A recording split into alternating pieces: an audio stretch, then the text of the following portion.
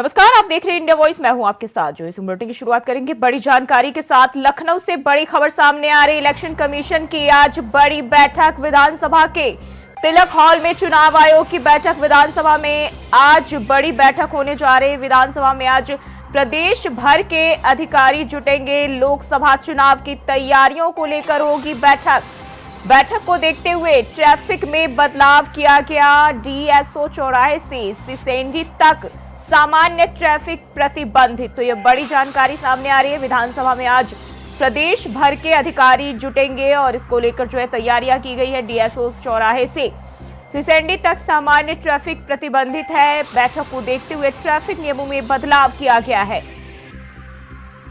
लोकसभा चुनाव की तैयारियों को लेकर जो है यह बैठक का आयोजन किया गया है और विधानसभा में आज प्रदेश भर के अधिकारी जुटेंगे और विधानसभा के तिलक हॉल में चुनाव आयोग की बैठक होने जा रही है। तो इलेक्शन कमीशन की आज बड़ी बैठक होने जा रही है।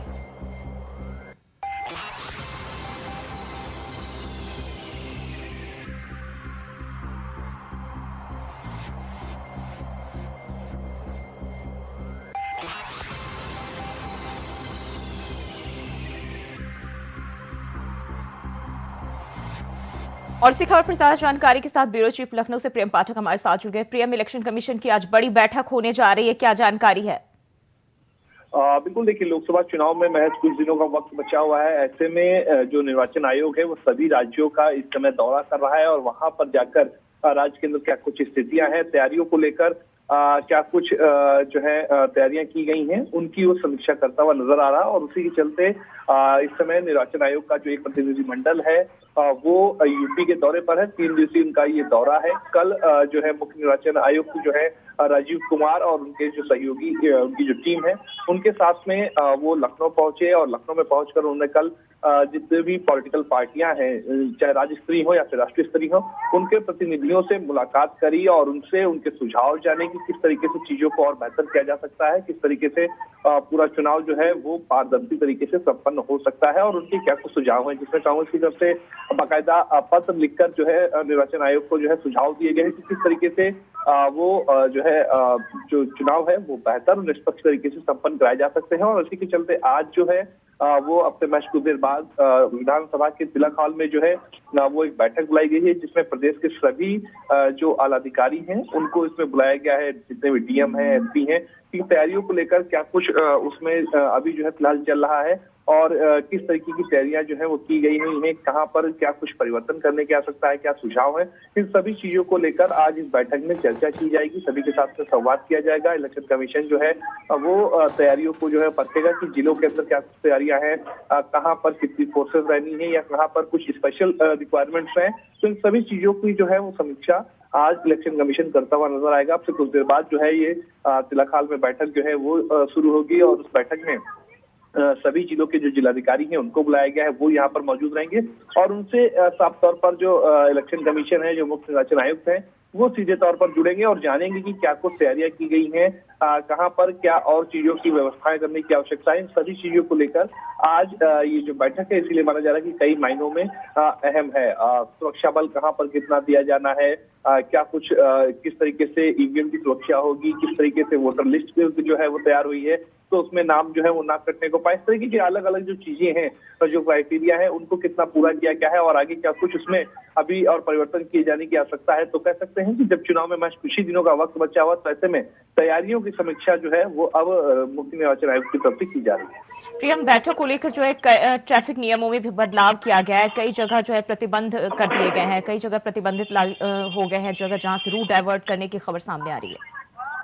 देखिए, चूंकि आज सभी जिलों के जो जिलाधिकारी हैं उनको बुलाया गया है और अन्य जो प्रदेश स्तर के अधिकारी हैं वो विधानसभा पहुंचेंगे, तो ऐसे में जो मूवमेंट है उसमें कहीं डिस्टर्बेंस ना हो तो उसको ध्यान में रखते हुए केवल रूट डाइवर्जन किया गया है और बाकी जो यातायात है वो सामान्य ही रहेगा। लेकिन कुछ जगह पे जरूर जो है वो रूट डाइवर्जन जो है वो किया गया है ताकि आवागमन जो है वो कहीं से बाधित ना हो और जो बैठक में शामिल होने के लिए जिन अधिकारियों को पहुंचना है या जो राज्य निर्वाचन आयोग के जो अधिकारियों को पहुंचना है तो वो सुगम तरीके से पूरा संपन्न हो सके। जी, बताया जा रहा है कि इस बैठक में जो है प्रदेश भर के अधिकारी शामिल होंगे। चुनाव को लेकर कौन कौन सी खास चीजें होंगी जिस पर उन्हें नजर बनाए रखने के निर्देश दिए जा सकते हैं? देखिए, साफ तौर पर एक लक्ष्य निर्वाचन आयोग का ये भी है कि अधिक से अधिक संख्या में मतदान हो और उसको लेकर किस तरीके से लोगों के बीच में जागरूकता फैलाई जा रही है, किस तरीके से जागरूकता के लिए जो कैंपेन शुरू किए जाते हैं तो वो किस तरीके से किया जा रहा है, इन सभी चीजों को लेकर जो है वो समीक्षा आज करते हुए नजर आएंगे।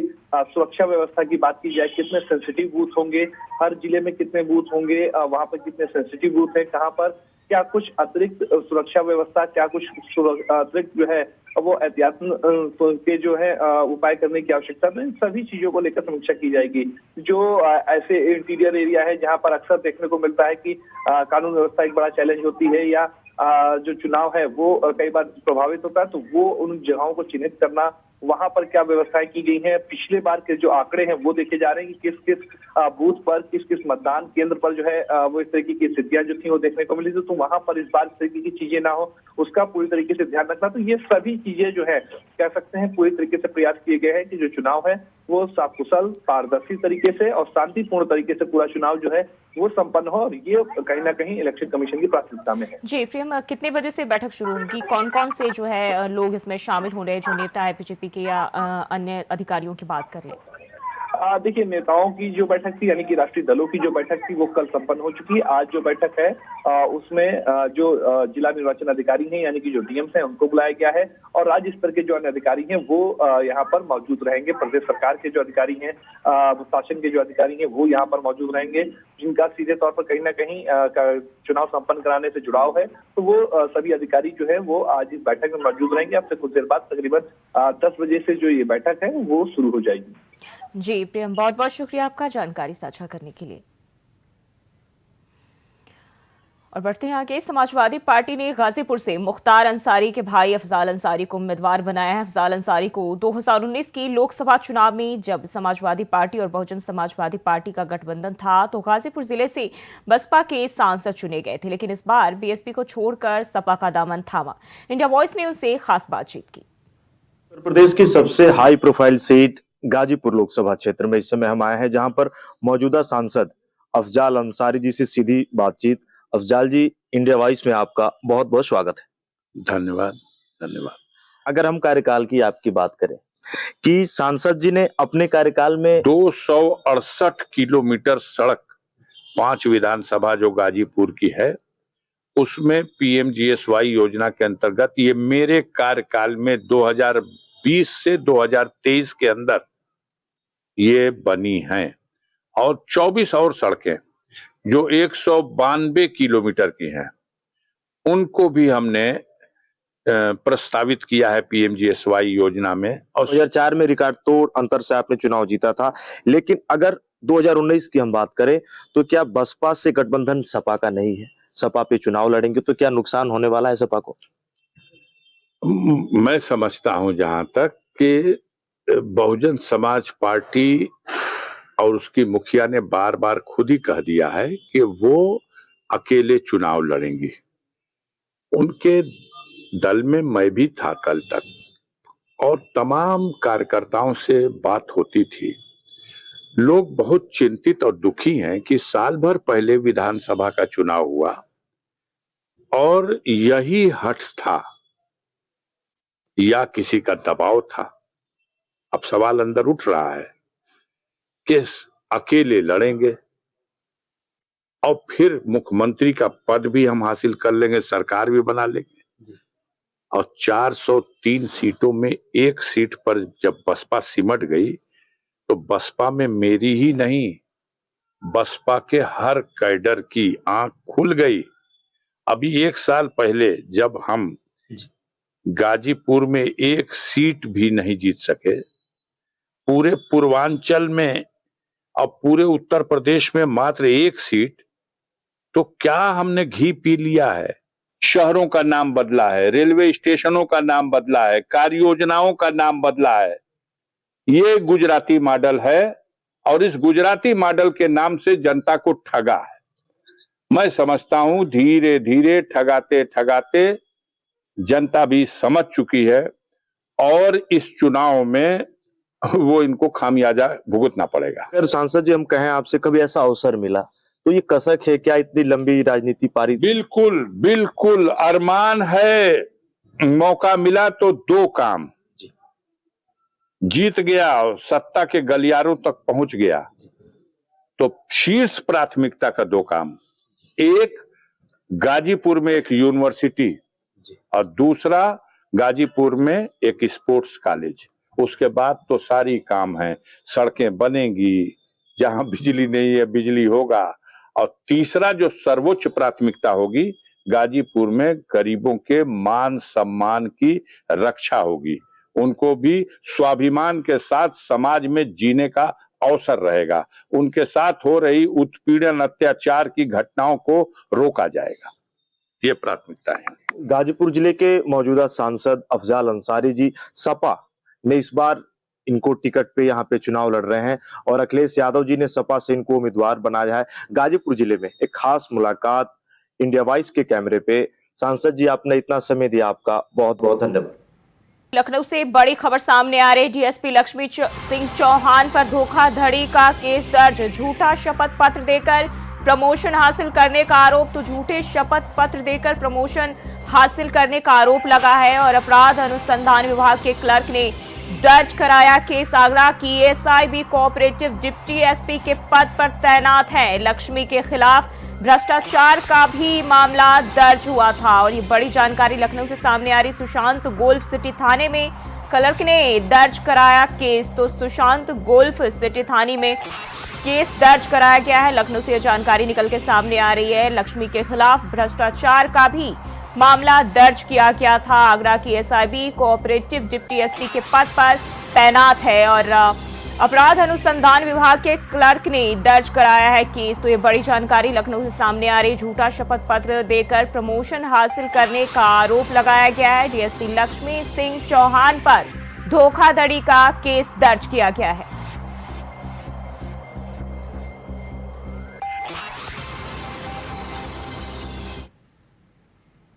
और लखनऊ से एक और बड़ी जानकारी सामने आ रही है। आज से बदलेगा यूपी का मौसम। आज से बारिश के साथ ओले गिरने के आसार। वेस्टर्न डिस्टर्बेंस के साथ मौसम में हो सकता है बदलाव। मार्च के पहले हफ्ते में प्रदेश में आंधी बारिश की आशंका। तो आज से उत्तर प्रदेश का मौसम बदलेगा और मार्च के पहले हफ्ते में प्रदेश में आंधी बारिश की आशंका जताई जा रही। तो आज से बारिश के साथ ओले गिरने के भी आसार हैं और आज से जो है वेस्टर्न डिस्टर्बेंस के साथ मौसम में बदलाव हो सकता है। तो आज से उत्तर प्रदेश के मौसम में बड़ा बदलाव देखने को मिलेगा और आज से बारिश के साथ ओले गिरने के भी आसार जताए जा रहे हैं।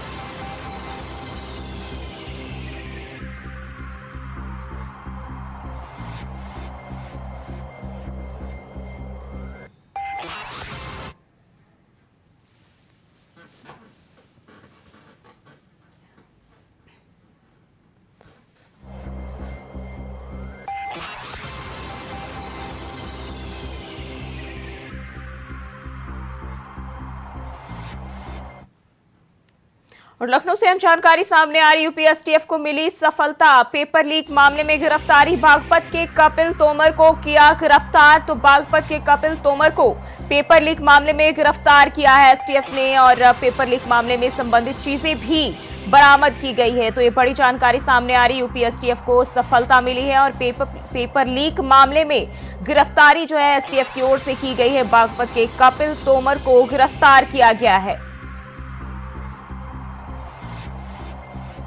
पेपर लीक मामले में जो है संबंधित चीजें भी इस दौरान बरामद हुई है। तो लखनऊ से जानकारी सामने आ रही है। बागपत के कपिल तोमर को गिरफ्तार किया गया है।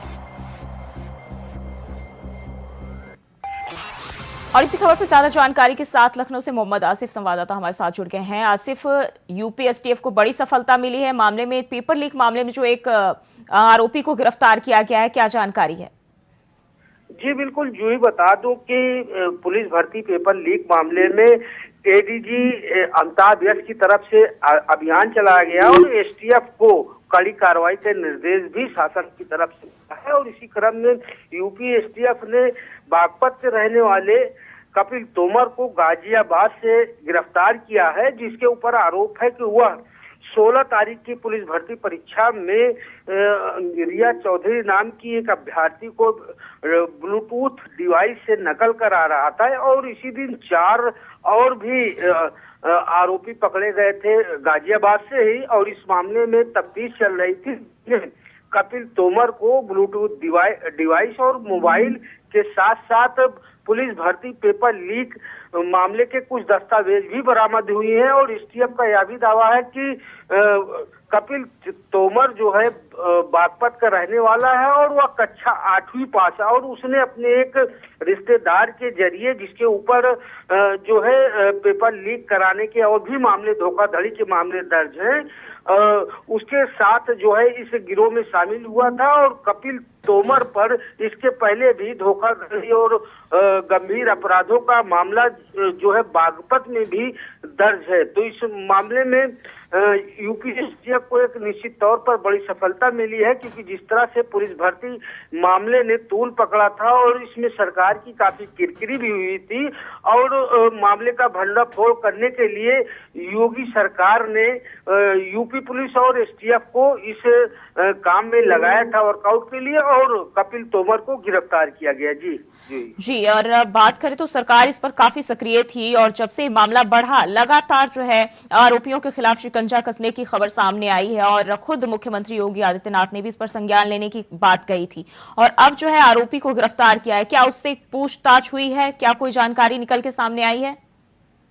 जी बिल्कुल, जो ही बता दूं कि कपिल तोमर को अरेस्ट किया गया, उसके पास पेपर लीक के कागजात मिले हैं और साथ ही साथ उसके पास ब्लूटूथ डिवाइस भी मिले हैं और एसटीएफ को यह भी जानकारी मिली है कि वह रिया चौधरी नाम की एक अभ्यर्थी को ब्लूटूथ डिवाइस के जरिए नकल भी करा रहा था। हालांकि इस मामले में अब सैकड़ों गिरफ्तारियां हो चुकी हैं और लगातार जो है यूपी एसटीएफ सक्रिय है और सूत्रों का यह भी कहना है कि अब भी जो है सालभर गैंग से रिलेटेड जो भी आरोपी है उनको गिरफ्तार किया जाएगा। यूपी एसटीएफ ने कानपुर, जौनपुर समेत यूपी के अलग अलग शहरों में अपना जाल बिछा दिया है और जो पेपर लीक से संबंधित गैंग है उसकी लगातार गिरफ्तारी भी कर रही है और कपिल तोमर की गिरफ्तारी जो है इसी का हिस्सा है। और सूत्रों का यह भी कहना है कि यूपी एसटीएफ ने कपिल तोमर से कई राज उगलवाए हैं, कई और साथियों के नाम जो है कपिल तोमर ने उगले हैं और माना यह भी जा रहा है कि जल्द ही एसटीएफ और भी लोगों को गिरफ्तार करेगी। जी, बड़े हैरत की बात है, एक 8वीं पास व्यक्ति जो है इस तरह से पेपर लीक के मामले में इतना संलिप्त था, लेकिन इसमें जो है अधिकारियों के भी शामिल होने की खबर आ रही थी और उस पर भी कार्रवाई करने की जो बात है वो प्रशासन की ओर से, सरकार की ओर से कही गई। जी बिल्कुल, जो ही बता दूं कि यूपी सीएम योगी आदित्यनाथ ने पुलिस भर्ती परीक्षा का जो पेपर लीक हुआ था उस मामले में जो है काफी जाल बिछाया है एसटीएफ ने और इस मामले में जहां से पेपर लीक हुआ है प्रिंटिंग प्रेस, जिस प्रिंटिंग प्रेस पर पेपर की छपाई हुई थी और साथ ही साथ जिसकी देखरेख में भी यह पेपर जो है छपाई का काम हुआ था, उससे भी अब पूछताछ यूपी एसटीएफ कर सकती है, क्योंकि इतना बड़ा खेल जो है यूपी में तहलका मचा देने वाला पहली बार आया हुआ था और खासकर पुलिस भर्ती परीक्षा थी और इस पर जो है यूपी पुलिस और एसटीएफ पूरी तरह से नजरें भी गड़ाई हुई थी और परीक्षा के पहले भी कुछ साल भर गैंग के लोग गिरफ्तार किए गए थे। बावजूद इसके पेपर लीक हो जाना एक अहम सवाल है सरकार के लिए भी और जिससे जो है अब यूपी सरकार ने सबक भी लिया है और यूपी एसटीएफ लगातार जो है जाल बिछाकर ऐसे साल भर गैंग के सदस्यों को गिरफ्तार भी कर रही है और सूत्रों का भी कहना है कि इसमें कई नामचीन लोग भी गिरफ्तार किए जा सकते हैं। जी आसिफ, बहुत बहुत शुक्रिया आपका तमाम जानकारी के लिए। और बढ़ते हैं आगे, फतेहपुर में केंद्रीय मंत्री साध्वी निरंजन ज्योति की स्कॉट गाड़ी में पिकअप ने सामने से टक्कर मार दी, जहां हादसे में दरोगा और बाकी पुलिसकर्मी बाल बाल बच गए। वहीं पिकअप ड्राइवर जो है मौके से फरार हो गया।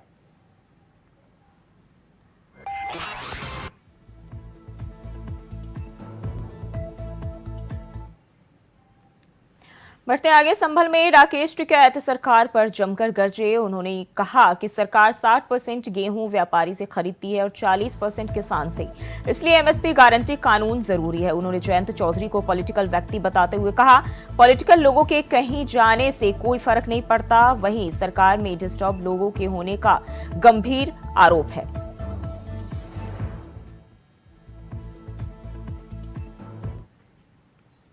वहीं पुलिस और एसओजी की टीम की संयुक्त कार्रवाई में 2 नशे के तस्करों से पुलिस की मुठभेड़ हो गई, जिसमें बदमाश घायल हो गया और पुलिस ने उसे गिरफ्तार कर लिया। पुलिस ने आरोपी के कब्जे से 50 किलोग्राम नशे की खेप, अवैध हथियार और एक स्कॉर्पियो कार भी बरामद किया है।